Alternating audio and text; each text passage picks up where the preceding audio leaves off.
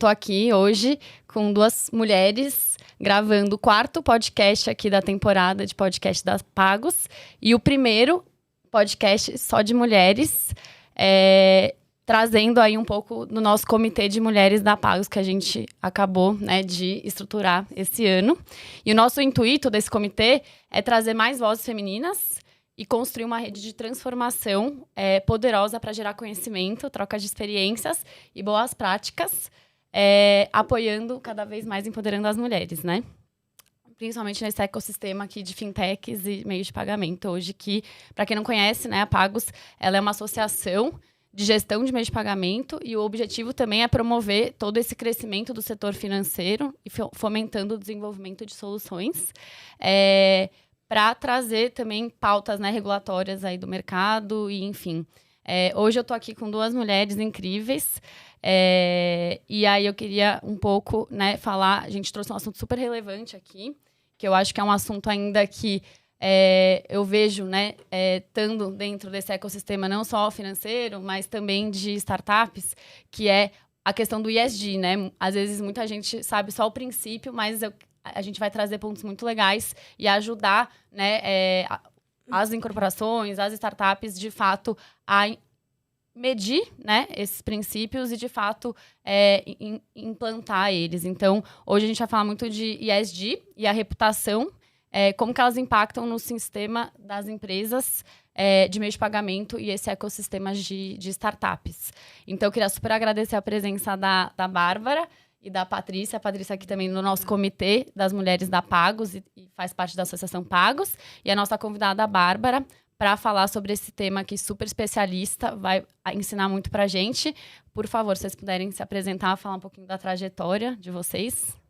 Vamos lá, então, gente. Eu sou a Patrícia Benaton, sou diretora de RH de uma fintech chamada Cibula. A gente vem aí há alguns anos, né, recriando aí o mercado de crédito para a população brasileira. Tem uma longa jornada aí de mercado financeiro, mais de 27 anos de atuação. E estou muito honrada de fazer parte desse grupo. Júlia, muito obrigada. Bárbara também. É um tema super relevante. Tenho certeza que o bate-papo aqui nosso vai agregar muito vocês aí. E compartilhem, participem. A gente está aqui para isso. Bárbara, por favor. Muito bom, muito obrigada. Obrigada especialmente, Júlia e Patrícia, por me receberem aqui hoje. Então, eu sou a Bárbara Gringues. Eu sou CEO e fundadora da consultoria B Gestão Responsável, com foco em governança corporativa. Eu tenho uma carreira aí de 20 anos que vem do mercado financeiro também. Comecei lá atrás, operacionalizando, né, gestão de dados aí para o mercado de cartão de crédito, depois securitização de recebível imobiliário, equity, private equity imobiliário, depois gestão de riscos em bancos, né, gestão de risco de crédito, mercado, depois passando por toda uma fase aí de projetos em governança corporativa. Quando eu fiz meu mestrado, eu sou mestre em governança pela USP, e é um prazer estar aqui com vocês hoje. Estou me sentindo muito honrada, né, de fazer parte desse podcast, que eu sei que é uma questão de empoderamento, nosso empoderamento também, e de todas as pessoas que estão aqui no Grupo Pagos. Além, não só as mulheres, mas todo o grupo, né? Então, eu estou me sentindo muito honrada de estar aqui no primeiro grupo do Comitê de Mulheres. Muito obrigada. Obrigada a você. Muito legal. E, bom, para a gente começar, né, acho que vamos voltar lá para os princípios básicos. Eu acho que é importante, né, reforçar. E aí eu queria saber, assim, vamos recapitular o que é, de fato, o ESG, né, ESG, e o tripé de sustentabilidade aí que você traz bastante na sua pauta, né? Muito bom, obrigada. A gente vai falar hoje, então, do ESG e reputação, né, puxando esse gancho desses dois conceitos para o mercado, então, das empresas aqui de ecossistema que fazem parte de vocês, das fintechs, as startups, ou seja, os meios de pagamento, a parte financeira, né? O que eu preciso colocar na mesa antes de falar sobre ESG é o que está por trás, qual que é o ambiente, né, que a gente está tratando aqui. E esse ambiente empresarial contemporâneo tem 4 megas tendências, e que seria bom as pessoas, então, já pautarem isso. O próprio ESG, o tripé da sustentabilidade, tá? As decisões que consideram mais partes nos negócios, os stakeholders, então, partes relacionadas a stakeholders. o papel da governança corporativa nos negócios, tá? Isso fica muito forte nesse desenvolvimento todo do cenário aí de criação de valor, né, de captação de investimentos, tá? E as decisões para o longo prazo, tá? Então, isso é uma palavrinha que eu quero que quem estiver tomando notas ou quem estiver ouvindo aí, grife bem ou grife mentalmente, que é o longo prazo, tá? As estruturas de ESG e reputação são para o longo prazo, tá bom? Então, quando a gente vai falar do tripé da sustentabilidade, né, o ESG, e por que eu gosto muito de falar ESG ou tripé da sustentabilidade, não ASG, né? Tem gente que usa o termo ASG, vindo A de ambiental. Primeiro porque a menção a tripé é muito boa, sabe, pessoal? Então, tripé porque é um banquinho de 3 pernas, ou então é daquele fotógrafo que tem a câmera no tripé, que precisa nivelar, né? Precisa nivelar os 3 pilares. Talvez um na frente do outro, mas conforme o prazo vai acontecendo, o longo prazo vai acontecendo, os 3 pilares vão estar em equilíbrio. Por isso, tripé. Tá certo? E ESG, né, a palavrinha aí, a tradução, então, E de environmental, S de social, G de governance, tá? E quando a gente vai, então, pegar para a tradução, para o português, a tradução literal de E, environmental, é meio ambiente.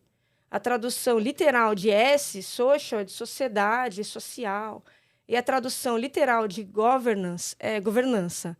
Mas a tradução correta, ou seja, a interpretação que a gente vai fazer agora, da letra E, é quais são os recursos que, na sua situação de negócios, no seu ambiente de negócios, você vai usar na sua empresa.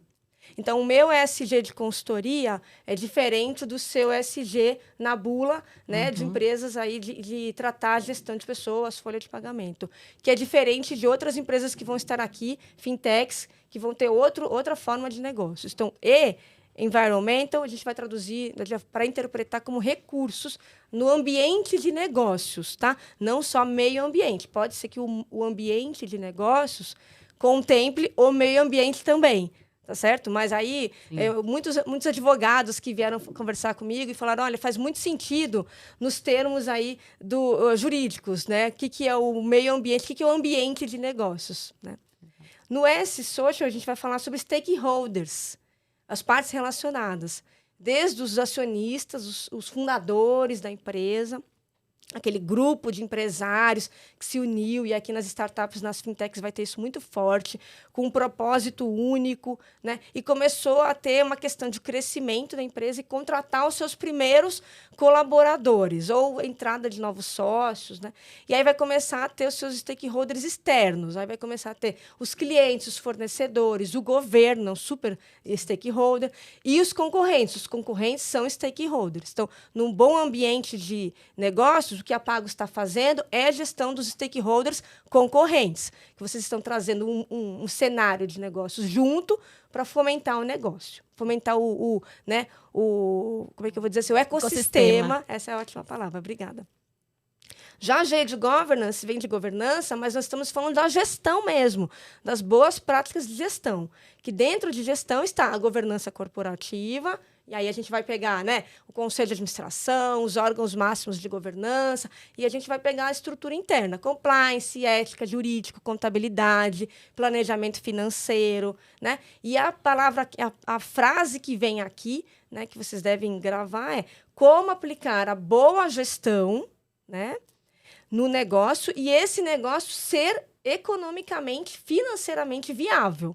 Então, lembra que a gente está falando do longo prazo. No longo prazo, nós queremos que o nosso negócio esteja em equilíbrio do G financeiramente. Então, aqui no nosso contexto do nosso podcast, nós não estamos falando de ONGs, ACIPs, terceiro setor. Nós estamos falando de empresas que têm o retorno financeiro como base no pilar G.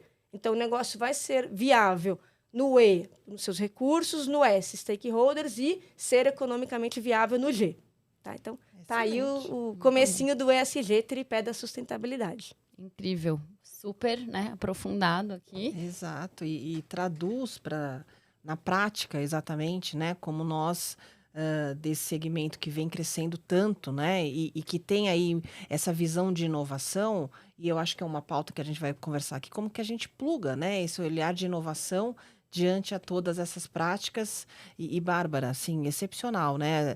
Tirou um pouco dessa parametrização que a gente tem acesso do que significa cada um desses pilares e nos ajuda a colocar realmente isso como um plano de ação na prática. Perfeito.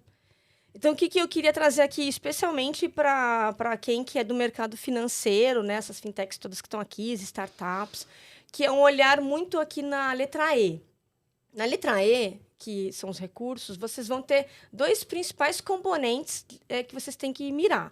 O primeiro componente, que é a própria tecnologia de ponta, o código, fonte, as linhas de código, softwares, o que vocês estão criando, que tem que ser protegido. Então, blindagem, né, de proteção de marcas, propriedade intelectual lá no INPI, toda a questão de uma assessoria jurídica para blindar o que está sendo construído, tá certo? E a pessoas. Então, não existe fintech sem software, sem sistemas, sem hardware, né, sem tecnologia e sem pessoas, né? Mercado financeiro é um setor de serviços que as pessoas que são capital humano são o principal recurso dessas empresas. Então, como é que vocês vão fazer o ESG para pessoas, né? Bons contratos, com boas condições comerciais para ambas as partes, atrelamento de interesses de longo prazo, e aí a gente vai entrar, né, nos cap tables, nos vestes, nas participações societárias, no equity, a gente vai entrar na questão de confidencialidade, muito importante, confidencialidade em todos os contratos, seja CLT, seja PJ, seja qualquer forma de relacionamento. A gente vai entrar com propriedade intelectual, então tudo que for criado naquele meio, naquele negócio, é de propriedade da empresa, né? E deve ser contratualmente combinado isso, né?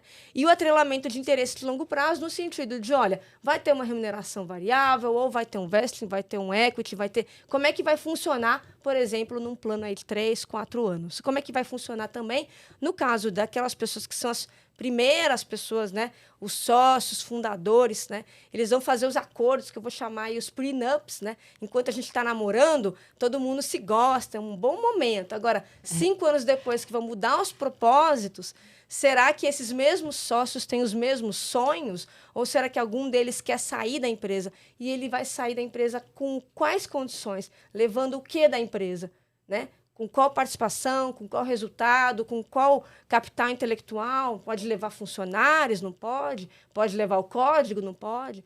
Então, muito importante, aqui é um pilar de governança muito forte, que vai só valorizar todas as fintechs, startups, todas as empresas, né? Não é nem só startups, todas as empresas. O acordo. Eu sei que às vezes parece estranho falar, mas eu estou montando a minha empresa, eu não tenho dinheiro, e aí eu vou gastar com documentação societária, jurídica, assim, né?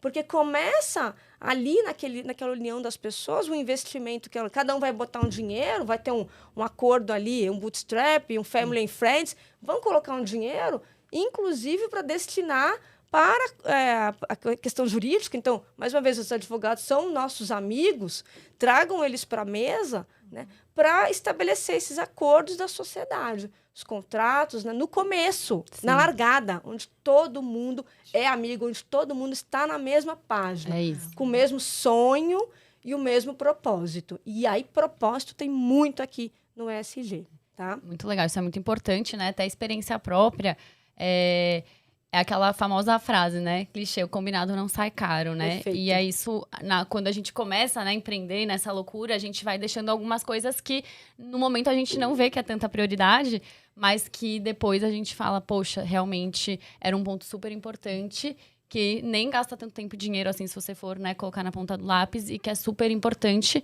para, né, se preparar para uma captação, para um exit, etc e tal. E aí, levando um pouco para essa pergunta, assim, eu acho que, né, dado uma experiência aí de exit, com a Startpay, etc., todo mundo me pergunta, né, o que você aprendeu de ponto positivo? E eu acho que uma questão muito importante foi isso, assim, me preparar, minha governança, e principalmente, né, essa parte da contabilidade que está dentro da governança, é super importante. Hoje a gente vê que é bem falho em muitas, né, empresas, até empresas grandes, né? E aí isso atrapalha muito num deal, principalmente até não só de um exit, de uma captação. E aí, como que as empresas aí, elas podem se preparar para um exit, assim, levando né, em consideração esse princípio aí não só da governança, né, que é muito forte nessa parte do due diligence, mas do ESG mesmo, assim. Perfeito. Até essa parte, porque muitas pessoas, não colocam, né, como ativo essa parte da tecnologia. Perfeito. Né? E no final, é o maior ativo, né, de uma empresa, de uma fintech ou de uma empresa de tecnologia. Então, contar um pouquinho aí dessa experiência, como que né, essas empresas a gente pode se preparar melhor para essas, né, rodadas de investimento, que é uma realidade hoje muito forte, né, de um exit, enfim, de startup, dessas empresas que estão mais nesse meio de tecnologia. Perfeito, muito bom. Muito boa pergunta e uma resposta ampla também, que eu vou primeiro, para poder responder de uma forma bem embasada, eu vou explicar rapidamente o método que a gente usa na B Gestão Responsável, que é o ciclo virtuoso da governança. Então, como é que começa, tá? São 5 fases desse ciclo, tá? Na primeira fase, são as ações de governança corporativa. Ações mesmo práticas, e a gente já vai entrar nessas possíveis ações. Você vai fazer ações de governança corporativa e vai para a segunda fase, segundo grupo de atividades, que é a redução do risco corporativo, tá? Quem é de finanças conhece muito bem as estratégias de valuation, avaliação de empresas. O risco, ele tem 2 grandes componentes. O risco diversificável, que é o da própria empresa, e o risco não diversificável, que é o do setor. Então, se você está num setor de atividade, é diferente do risco do outro setor de atividade. Na hora que você reduz o risco diversificável da sua empresa, na conta, reduz, né, o denominador, aumenta a valorização da empresa, aumenta o valor, que vai para o próximo grupo, que é o aumento do valor corporativo. Quando eu estou criando ações que aumentam o valor corporativo, eu posso ir para a próxima etapa, que é a responsabilidade corporativa, que é o ESG. Eu só posso fazer ações de responsabilidade corporativa quando eu passei pelas 3 fases anteriores. Fiz ações de responsabilidade corporativa, estou na minha sociedade operando para o longo prazo. O que acontece? Eu crio capital reputacional, que é a 5ª fase. Tá certo? Então, é o ciclo virtuoso da governança, começando lá na primeira fase. Então, criei capital reputacional, vou de novo revisar meus processos, investir em ações de governança corporativa. Quem sabe para uma nova rodada, uma nova captação. E quais são essas ações de governança corporativa? Uma delas que a gente falou, na letra S, stakeholders, colaboradores internos, é toda a questão, né, da contratação, da formalização desses contratos, dessas relações. Na parte do ambiente, na parte do E, que são os recursos, a propriedade intelectual, né, o registro do software, o registro das marcas. Na parte de governança mesmo, um bom planejamento financeiro, uma boa estrutura ali de indicadores financeiros, né?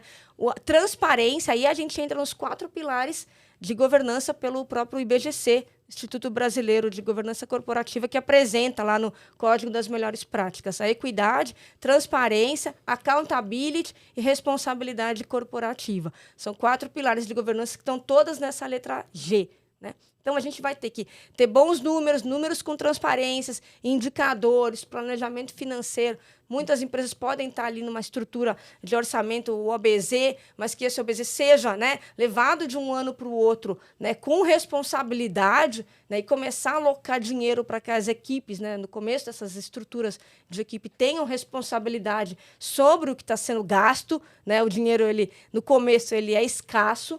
E que quando entrar esse primeiro investidor, né, primeiro ele vai ver, né, o que é uma due diligence? O que é? Ele vai pegar, eu quero uma foto, eu não conheço você, eu não conheço, Júlia, a empresa que você criou, eu não conheço, Patrícia, a empresa que você criou. Eu vou chamar uma assessoria para fazer uma diligência, para tirar uma foto e me falar que empresa é essa. Não é um valuation, é uma due diligence. Se você, né, recebe um possível investidor, mostrando na sua diligência que você já está todo bagunçado, aquele risco diversificar, você não diversificou, né? Você não reduziu, tá certo? Agora, se você tem relatórios, indicadores do processo organizado, eu já reduzi grande parte do meu risco e apresentar isso. E quando eu falo apresentar, assim, eu não quero criar aqui situações caras de negócios, mas abrir um PowerPoint, abrir uma apresentação e começar a botar bullet points, tudo organizado, com o logo da empresa, com a matriz ali, né, de responsabilidade, desde o começo, Né? Quando chegar uma diligência, faz um PowerPoint. Aí que você vai começar um PowerPoint de 100 páginas? Não, você já podia estar começando antes. Exato. Então, é uma boa prática que eu falo para todo mundo, meus clientes, né? As empresas que estão lá na nossa mentoria. Abre o slide, abre o PowerPoint já. Né? Começa por onde? Começa pela capa. Quem são os sócios? Qual que é o currículo? Né? Qual que é ali a apresentação inicial? Missão, valores, né? Qual que é o propósito da empresa? Qual a estrutura de áreas? Mesmo que cada área seja uma pessoa só, ou que seja uma figura de responsabilidades e não de áreas. Né? Começa a colocar isso de forma organizada. Quais são os seus indicadores financeiros? Você está fechando o seu balancete mensal?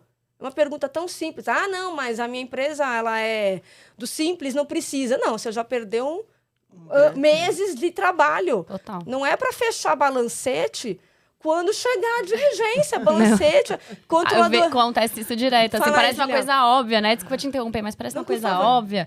E aí você vê e as pessoas não têm o mínimo, né? O básico. E acho que a palavra que você falou assim é organização, né? É continuar esse processo. E aí, só complementando, porque é isso, assim, né? É isso, as pessoas... É o princípio básico da governança de um negócio, não é? Exato, e a gente até riu aqui, né? Porque mas quando eu perguntar pra você me dar o muito. seu balancete de outubro, eu nem tô pedindo novembro, não, gente. Eu tô dando até uma colher de chá. Outubro? Como assim? Não tenho. Eu não fiz ainda de 2022. Não, peraí. Então, como é que vai funcionar essa questão? Eu vou esperar quantos meses eu, investidor, pra você me trazer um número fechado? Ah, o dinheiro é caro. Custo de oportunidade. Custo de oportunidade é um outro princípio de governança. O dinheiro está na mesa. Se você não pode aproveitar agora, eu vou ver outra empresa que está pronta para eu conversar. Então, você já perdeu a oportunidade, tá certo? Então, essa diligência começa no primeiro dia que a empresa for montada. Ah, mas eu não tenho tempo. Então, você não tem tempo para empreender. Empreender, ou quem está se estruturando para receber um aporte de investimentos, é ter um nível de maturidade de administração para poder, né, tá no mercado operando. E, mais uma vez, voltando ao pilar do ESG, tripé da sustentabilidade. Eu posso não ser economicamente viável hoje, ou eu posso não estar com E, com S, com G prontos hoje, mas eu estou mirando o longo prazo. E aí eu vou te perguntar, o que você fez na letra E? Você deu entrada no NPI? Não. Então, você ainda não começou. O que você fez no S? O que você fez com os seus stakeholders, os internos? Você começou alguma coisa, Você começou algum contrato? Você formalizou o seu acordo de sócios? Gente, o acordo de sócios pode ser, já que é um início, né? Pode ser um e-mail formal com todo mundo dando de acordo, não pode? Né? Sim. Que depois isso vai ser minutado, né? Tá certo? Então, no G, e você já tem uma contabilidade? Você já contratou contabilidade? Você atende à legislação brasileira? E agora eu vou falar bem das empresas brasileiras, né? Como praticar a governança corporativa nos locais que você está inserido. Então, você está no Brasil atendendo à legislação brasileira, inclusive a legislação tributária. Você quer internacionalizar? Tudo bem, mas é um outro local de negócios, com outro SG, com outras regras. Será que o seu... Né, vamos combinar assim, vamos fazer primeiro a caixinha número 1, muito bem feita, e depois você pode ir para o exterior, pode internacionalizar? Né? Será que você tem estrutura já para captar no exterior? Se você nem abriu ali uma estrutura de uma empresa própria e conseguiu ter uma diligência, né, uma assessoria para ver qual que é a empresa, qual que é a forma tributária para operar no exterior, né, como que você destina recursos. Daqui a pouco você já está devendo ou já está, né, a sua empresa já está entrando num cenário aí de não conformidade porque ficou fazendo transferência internacional sem ter colocado isso contabilmente de forma correta. Né? Então, são várias coisas que, assim, vamos fazer direitinho a primeira caixinha com registros, né? Eu gosto muito de usar uma figura de linguagem que é do... Né, se vocês abrirem o índice de reputação, que é o RepTrak, aliás, RepTrak, gente... vai falar disso, né? Nós vamos falar disso já, tá? Mas uma empresa que vem aí anos a fio, estando entre os primeiros lugares de reputação internacionalmente falando, é a Lego. Né? E por que a Lego? E você pode falar bem da Lego, mesmo se você nunca teve um Lego, nunca comprou para nenhuma criança uma caixa de Lego, que é a mesma coisa da empresa Rolex. Eu não tenho Rolex, né? Mas a empresa Rolex, internacionalmente, é uma das primeiras no nível de reputação. Exatamente. Por que isso? Porque ela tem uma história longa de atributos de marca, e aí a gente vai entrar agora na questão da reputação, né? Quais são os principais componentes reputacionais anos a fio, desde que o índice foi criado aí pelo RepTrak, né? Compondo a maior parte da contagem do índice, com mais de 20%, é a própria qualidade dos produtos e serviços. Então, o que você está entregando no final das contas, né? Que aí eu falo da caixinha do Lego. A primeira caixinha é a caixinha amarela da peça original, né? Que vai ter lá a aprovação aqui no Brasil, a aprovação do Inmetro, vai ter o código, vai ter o manual de instruções, você abre a caixinha, está dizendo que tem 100 peças, tem 100 peças, tem 100 peças originais, tem 100 peças que pagaram impostos, né? Vão ter o manual de instruções, um processo de montagem, a caixinha, escrito em várias línguas, se já estiver operando, né, em vários países. Então, essa primeira caixinha é a qualidade dos produtos e serviços mesmo. E depois que vem ali, sempre entre segundo e terceiro lugar, né, que vem sempre dividindo essa posição, a própria conduta, que no índice, quando vocês forem ler o que está por trás de conduta, é a governança corporativa, é a forma de operar nos ambientes que o negócio está acontecendo, que antes eles falavam o próprio índice de governança, agora fala conduta. E, em terceiro lugar, dividindo esse segundo lugar aí com conduta, citizenship, que é a cidadania corporativa, que é o ESG. Então, eu quero fazer um convite para vocês abrirem o índice RepTrak de reputação internacional. O índice, o relatório é anual, daqui a pouco vai sair 2023. Ele é muito, muito bom, vale por uma consultoria inteira, traz segmentado por setor de atividade, por tipo de produto, por milênios, geração Z, geração X, geração estudo, o que cada um está vendo, né, de componentes do ESG e quais são os atributos de compra. E isso, acho que o comportamento do consumidor aparece nesse relatório. E fintechs, ecossistemas de meios de pagamento, comportamento de compra é uma questão extremamente importante. Não, né? Com certeza. Assim, até tem, acho que na última pesquisa, né, do Global RepTrak, que 63% dos consumidores eles preferem comprar produtos e serviços de empresas que têm propósitos relacionados aos seus próprios valores e crenças, né? Então, isso é muito importante. E aí, Bah, como que a gente pode, né, mostrar aqui, compartilhar com as pessoas que estão escutando, como que a gente replica, na prática, esse índice para o modelo de uma empresa, de uma startup, né? Como se eu fosse medir, né? Hoje a gente tem um NPS, né, para medir alguns índices, mas como que a gente pode trazer esse índice também para eu aplicar dentro, né, de uma fintech, de fato? Eu sei que eu não vou ser, né, meu branding ainda não está tão reconhecido quanto uma Rolex, uma Lego, mas como que eu posso já começar a olhar e também trazer quantitativamente esses índices para ver realmente, né, a qualidade aí da minha, e ver minha reputação e o risco reputacional, tudo mais. Muito bom. Primeiro que só a leitura desse relatório vocês vão ter muitos insights, né? Vocês fizeram a leitura, viram como que o relatório é muito profundo.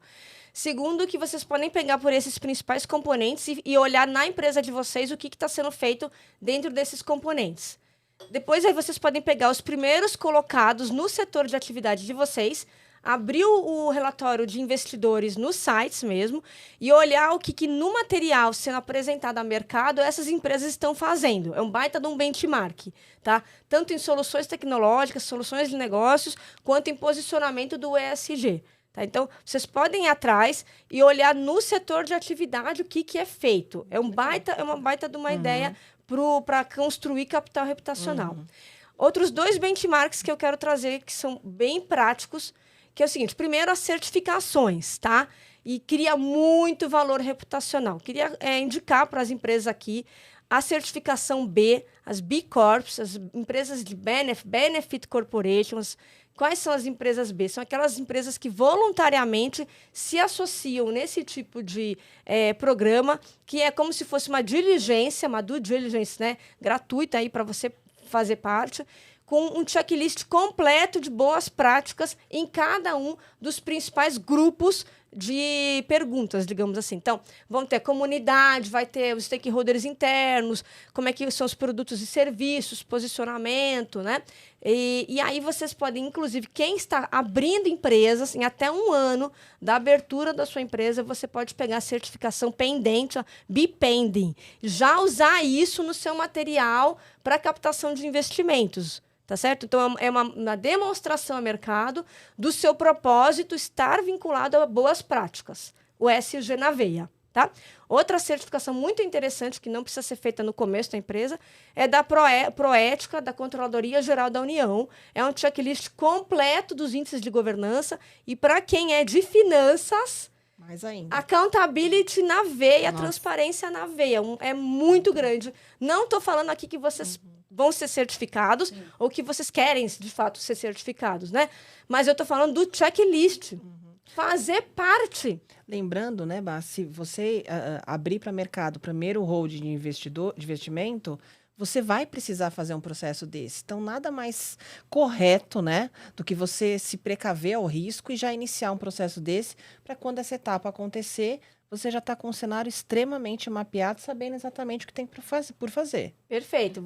E ainda com um selo e uma certificação, com né? um selo, uma dessa- certificação. E você usou uma palavra muito boa, o risco. Né? Eu estou querendo reduzir risco. Tem riscos que são bons para o negócio. E nós, como empreendedores, não podemos ter um viés de conservadorismo. Nós precisamos também ter um grau de ser arrojados, um grau de maturidade para assumir riscos. Tá certo? Então, como é que a gente administra isso? A gente administra risco diversificável e não diversificável. Agora, se todos os sócios, todo mundo que estiver na empresa for conservador, vocês não vão conseguir tirar dali grandes inovações. Então, nós precisamos ter um grau de risco aceitável. Certo? Esse é um ponto, um pilar muito importante. Lembrando que, mais uma vez, ESG, construção de reputação para o longo prazo. Então, não tomem decisões de quarters, não tomem decisões curto-prazistas, né, que a gente fala. Tomem decisões mirando lá na frente, mesmo que isso custe mais caro, que seja mais oneroso, mas são boas práticas para que a empresa se perpetue e não venha à falência, como o índice, a gente pegar os índices de falência de startups no Brasil, né, que o próprio Sebrae tem esse índice, o Ministério da Economia tem esse índice, os índices são elevadíssimos, né, nos primeiros anos de fundação dessas empresas. Com certeza. A outra boa prática que a gente estava falando, né, do olhar certificações, né, olhar uma coisa muito interessante, as empresas de capital aberto, tá, elas têm que reportar à CVM agora a resolução 59, e essa resolução 59 é um fato relevante gigantesco que está lá sobre as práticas de ESG. Esse é um checklist muito bom para vocês verem o que está sendo perguntado. E pode ser uma tendência que no futuro essas perguntas venham para empresas de capital fechado. Então, eu recomendo que todas as empresas aqui deem uma olhada. Quem é de capital aberto, então, né, é para ontem esse checklist. Né, já está atrasado se não fez nada. Mas eu recomendo que todas as empresas deem uma olhada nessa resolução 59, porque o checklist ele vai a fundo. Não só nas perguntas, de fato, ESG, mas vai a fundo no negócio da empresa. Por quê? Porque você quer saber quais são os seus recursos, qual é a estrutura de capital, quais os sócios, como é que são os acordos, como é que é a gestão de concorrentes, de clientes, de fornecedores, de governo. O que você faz de governança, quais são suas práticas contábeis, suas práticas financeiras. Então, no final do dia, é um checklist completo. Legal. Acho que a gente está chegando aqui ao fim. Não sei se vocês têm mais alguma pergunta, Paty. Bah, eu queria só, pra gente finalizar, né? Num processo de constituição de uma empresa, de uma startup, de uma fintech, sempre a gente foca muito na lucratividade do negócio, no resultado. Perfeito. Né? E esse ponto de reputação é extremamente relevante porque a cultura organizacional que se estabelece nesse negócio é grande parte, é o alicerce para o processo inicial de reputação. Né? E reputação é uma construção, como você mesma mencionou. Na sua visão, qual é o papel de uma cultura organizacional hoje nessa visão de construção de reputação e em gestão de riscos a longo prazo? Muito bom, e eu vou puxar sua resposta já para minhas considerações finais também. Né? Nós estamos criando, como você bem colocou, capital reputacional no longo prazo. A cultura ela tem um papel extremamente importante porque vai atrelar o propósito individual dessas pessoas com o que a empresa se propõe a fazer em cada sociedade, né? Em cada ambiente de negócios. O que é importante salientar? Que as pessoas que estão ali precisam ter o atrelamento de interesses, ou seja, reduzidos os conflitos de interesse, para o mesmo momento de negócios que a empresa. Então, se a empresa ela vai mirar ao longo prazo e construir capital reputacional, por exemplo, eu não vou colocar remuneração variável ou bônus de curto prazo para quem, por exemplo, fechar contratos a qualquer custo fazendo dumping de mercado. Tá? Então, se eu estou querendo ganhar espaço no longo prazo pelo capital reputacional, eu vou atrelar a remuneração variável, o bônus, o equity, o cap table, no mesmo mote, no mesmo patamar do que eu estou querendo, né? A conduta, né? No mesmo, porque eu quero atrelar interesses. Então, eu quero que os sócios que fundaram a empresa tenham o mesmo, né, interesse, tenham o atrelamento de interesse com o capital humano que eu estou colocando na empresa. E não existe empresa, não existe fintech, não existe startup sem pessoas. Então, no final do dia, nós não precisamos... talvez vocês falem, o que é isso, Bárbara? Talvez eu não precise de nada, eu só preciso das pessoas. Sim. E essas pessoas, na sua criatividade, na sua união de interesses, vão construir. E a outra coisa, para mim, as considerações finais muito importante para isso, é a cultura da aceitação ao erro.